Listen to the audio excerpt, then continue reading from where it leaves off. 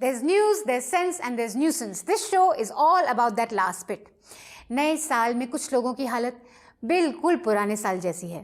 तुम गिरे हुए पत्रकार हो। हाँ, मेरे को गिरा हुआ पत्रकार बोलेंगे आप। अमीश जी, सिर्फ यही नहीं, तुम्हें गिरा हुआ पत्रकार कहने वाले लोगों की लाइन बहुत लंबी है, डीमोनेटाइजेशन से भी लंबी। So why exactly was Amish ji called Neech, गिरा हुआ पत्रकार? Here's what happened. Amish ji asked the Congress spokesperson, क्या आप चाहती हैं कि 26 जनवरी को किसान ट्रैक्टर रैली निकालें? देश की इमेज का क्या होगा? एक ऐसी कंडीशन हो जिसमें भारत की छवि ऐसी जाए, आप चाहती हैं ऐसा कि ट्रैक्टर रैली निकले?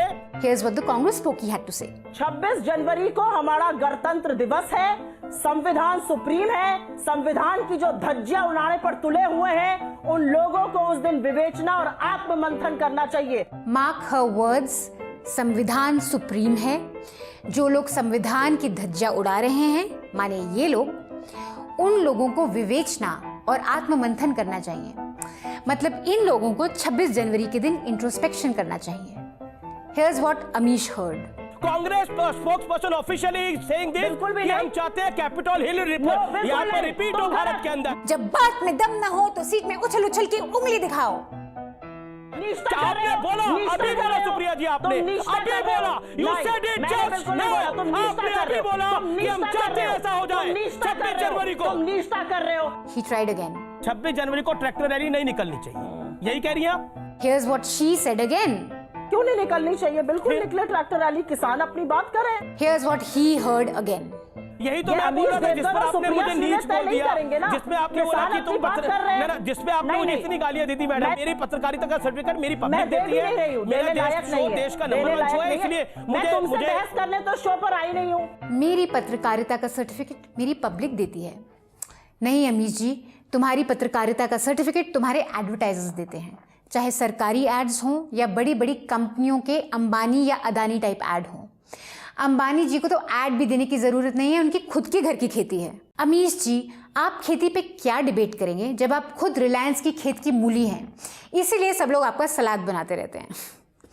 But here eight news laundry हम किसी की खेत की मूली नहीं हैं, ना कोई एडवर्टाइजर, ना कोई सरकार हमें एड्स देके अपना गुलाम बना सकती है, because we depend on you.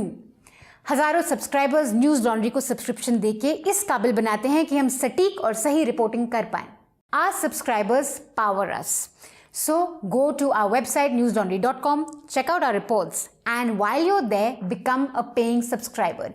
Pay to keep news free. Say no to मूली. As for Amish जी, अगर किसान 26 जनवरी को ट्रैक्टर रैली निकालते हैं प्रोटेस्ट में पीसफुली, तो वो कैपिटल हिल नहीं बन जाता। Just look at the intellectual bankruptcy of this guy. He's comparing white supremacists and conspiracy theorists in the US to these Indian farmers who've been a role model when it comes to peaceful protests. They are there to demand their rights. They have a clear purpose to repeal laws that were brought in without consultation. They have genuine concerns. Anchors who can't maintain peace for 1 hour in their studio debates are pointing fingers at farmers who've maintained weeks and weeks of peaceful protest in the bitter cold and are still going. Khalistani card fail हो गया तो अब किसान को white supremacist बना दो। ऐसी हरकत करोगे अमीश जी तो कैसे कोई आपको दो शब्द ना बोले। This brings us to the main point of our show. आज के न्यूसेंस में हम 2 टाइप के प्रोपेगेंडा टूल्स की बात करेंगे। Propaganda tool number 1, manufacturing contempt. You see, farmer protests have been going on for more than 4 months now. Yes, they were happening in Punjab way before we all came to know about it. जब बात दिल्ली पहुंच गई तब सरकार को लगा अब थोड़ा मैनेज करना पड़ेगा। Enter friendly news channels or what some people like to call Godi media. These guys have tried everything to manufacture contempt or hate against farmers in popular perception. They have called farmers Khalistanis, called them illiterate. ये तो भूले भटके लोग हैं, भ्रमित लोग हैं, and then also said कि ये तो farmers ही नहीं है, ये तो middleman है। But the best way to manufacture contempt is to get someone loathsome on board and make it seem like that one person represents all the farmers. Enter ML Sharma. किसानों के वकील ML Sharma ने supreme court के फैसले पर खुशी जताई है। किसानों के वकील ML Sharma? Let's get some context first. Farmers' unions have 4 main lawyers: Dushyant Dave, Colin Gonsalves, H.S. Fulka, and Prashant Bhushan. On Tuesday, the Supreme Court was supposed to give an order after hearing multiple petitions against the validity of the farm laws and against farmers' protests. Farmers' lawyers were not present in this hearing because farmers had earlier said they simply want a repeal of the law and they don't want to be part of any court-appointed committee. They also felt that since the court will just pass an order, their lawyers need not be there. Meanwhile, ML Sharma just randomly decided to be present in the hearing, and he presented a petition to which the Supreme Court said, "We are not able to understand your petition. We will hear you later." Yup, the Supreme Court didn't even entertain his petition. Yet, TV Newswalas presented him as किसानों का lawyer. ML Sharma is a lawyer in the Supreme Court. नहीं, permission शर्त नहीं, permission शर्त protest करने के लिए मानी जाएगी, लेकिन अगर उनके पास कोई अधिकार नहीं निकलता तो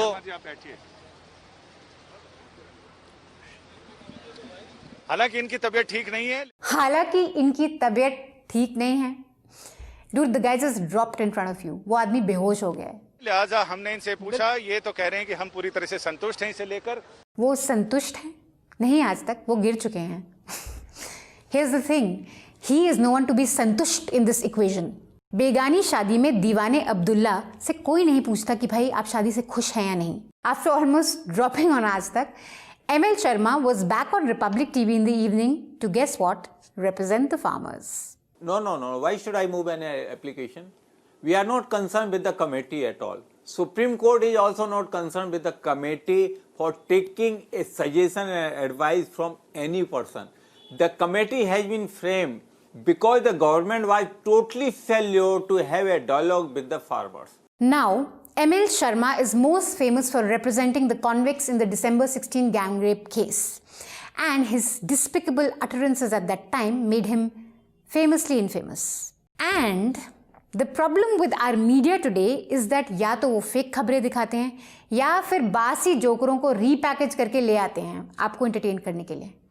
यार, हमने इस टैलेंट को बहुत पहले ढूंढ लिया था। रात के 2 बजे बच्ची अगर सड़क के ऊपर लेटी हुई होगी, कोई भी कुत्ता आके चढ़ करेगा। रेप के सर्कमस्टेंसेस आप लोग खुद क्रिएट करते हैं। अच्छा। और फिर अगर कुछ हो जाता है किसी के द्वारा तो आप खुद बन जाते हैं मासूम, लेकिन उसके लिए आप भी उतने ही जिम्मेदार हैं। अगर आप खुद सुरक्षित रहें तो आपके साथ ऐसी दुर्घटना कभी नहीं होगी। दुर्घटना हमेशा आपके खुद की असावधानी से होता है। जब तक पुरुष एक्साइटेड नहीं होगा वो सेक्स करने के लायक ही नहीं होगा।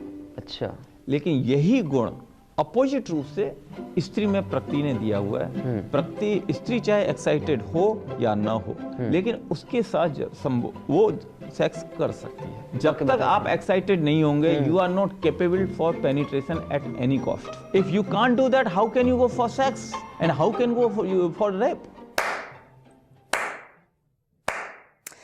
वाह, जो हमारे न्यूज़ एंकर्स 2021 में कर रहे हैं वो न्यूज़ लॉन्ड्री ने 2013 में ही कर दिखाया था।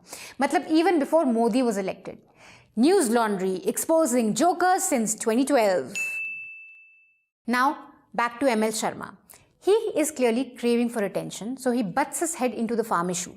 Supreme Court completely ignores him, but he comes on TV channels as farmers' representative. There is a subtle messaging going on here.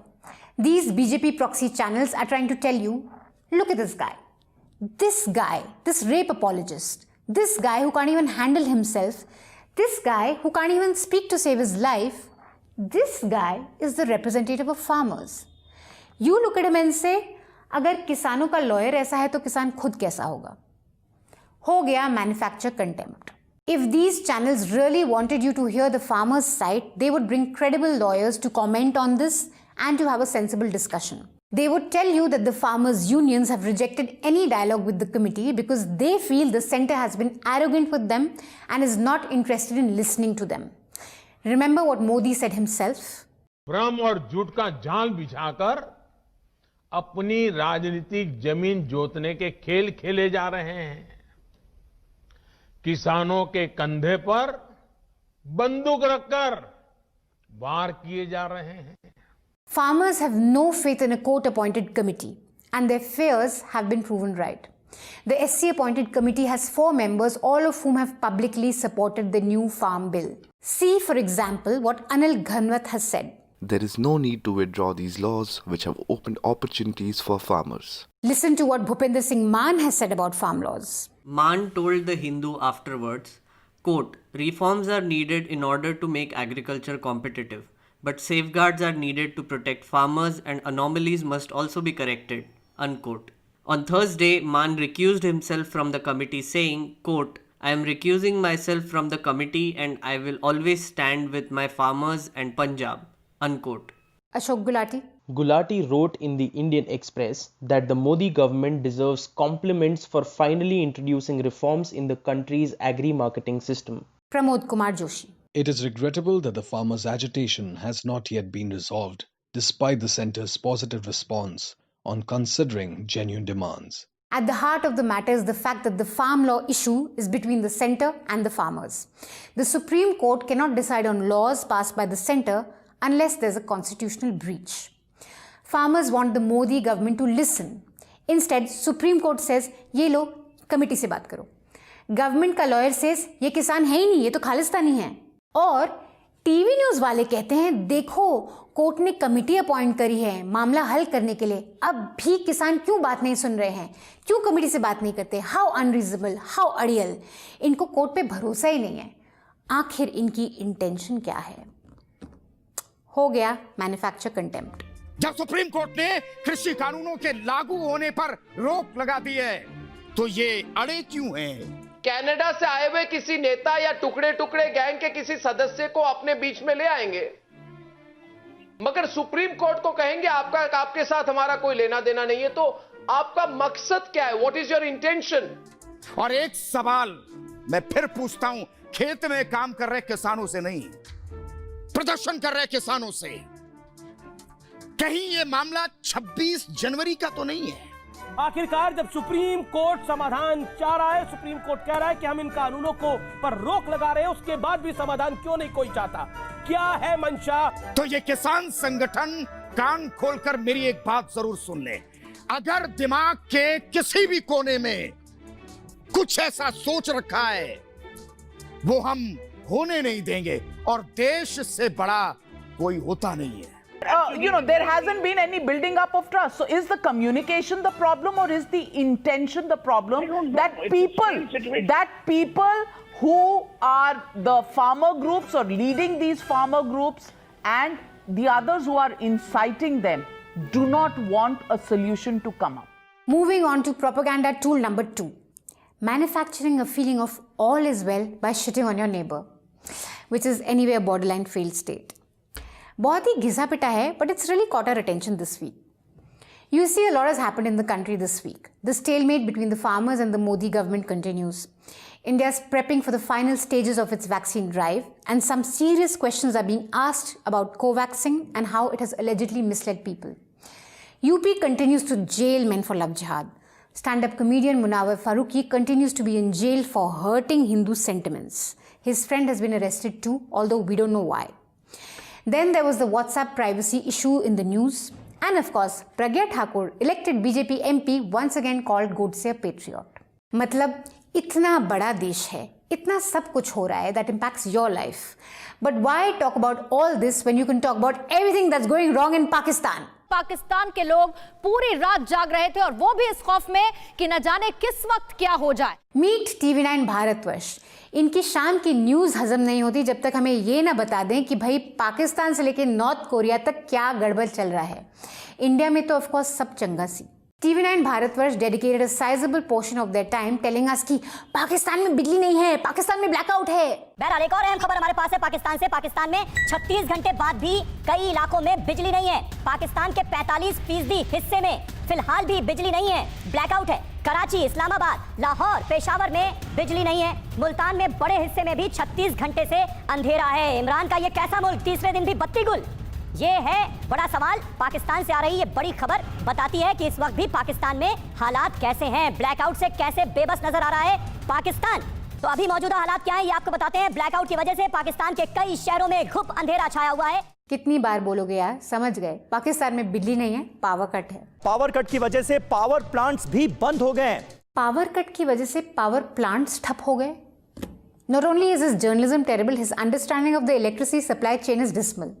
ये तो वही बात हो गई कि इलेक्शन की वजह से डेमोक्रेसी ठप हो गई, या चीनी की वजह से मिठास ठप हो गई, या न्यूज़ एंकर्स की वजह से जर्नलिज्म ठप हो गई. The last one is true though. They even had a panel discussion on this after this. अगर आप ट्विटर के जितने भी पाकिस्तान से ट्वीट आए हैं, अगर आप उसको एनालाइज करेंगे तो पता लगता है कि पाकिस्तानियों के दिमाग के अंदर में एक खौफ, डर और उनकी हुकूमत के अंदर में एक बौखलाहट है. अगर आप इनको ट्वीट को देखें तो उन सबको लग रहा था शायद भारत ने हमला कर दिया है. उनको लगा कि बालाकोट 2 होने वाला है. सारे पाकिस्तानियों के दिमाग का प्रोफाइल फ्री में on your Indian TV news. Next up, same news on आज तक. अंधेरे नगरी चौपट राजा. हो आज तक ऐसे नहीं कहते. Don't you want our dear Raja to attend your next India Today conclave? Manisha, they aren't talking about our Raja. Of course they aren't talking about our dear Raja. The best part was news channels showing Pakistani people criticizing Imran Khan. मतलब जो काम आप लोग India में मोदी जी के साथ नहीं कर सकते, वो आप किसी और देश के पीएम के साथ ही कर लो. पूरी रात पाकिस्तान की नींद उड़ी रही. सुबह हुई तो एक बात कंफर्म हो गई कि इमरान के अफवाह गैंग ने आधी रात को भारतीय हमले की झूठी खबरों को सोशल मीडिया पर फैला दिया. पाकिस्तान में घरेलू सियासत में घिरे इमरान खान अपने एक और नाकामी को छिपाना चाहते थे. Guys, there's news for you. There's a lot some Indians also have to say about Modi ji. वो भी दिखा दिया करो. इतना बड़ा शकुनी मामा तो हमने देखा ही नहीं. अरे भैया कहाँ है? एक बात बताइए, उत्तर प्रदेश से नहीं आने दिया जा रहा, दिल्ली से नहीं दिया जा रहा, चोर के दारी में तिनका. कहाँ डरते हैं भैया? ये लोग बोलते हैं किसान को किसी ने बहकाया है. बहकाया तो मोदी को है, अडानी अंबानी ने. Now, I'm not saying that we should not be interested in news from our neighboring countries. The recent blackout in Pakistan is said to be one of the worst that the country has experienced. And it's not the first time this has happened. Pakistan has a fragile power distribution system. Not that one, although that is also quite fragile. But outages there are quite frequent. This is also an issue that routinely sparks widespread street protests. But what TV9 types are doing is not informing you about what's happening in your neighboring country. They're shitting on them to make you feel good about India, to deflect your attention from everything happening here, and to deflect your attention from people who are unhappy with our leaders here. What they're doing is peddling propaganda instead of news. Journalism is the fourth pillar of democracy.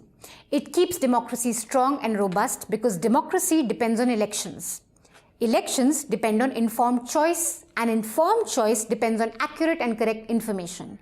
And accurate information is supplied by the news media. So, if the news media fails, the entire democratic setup fails and collapses.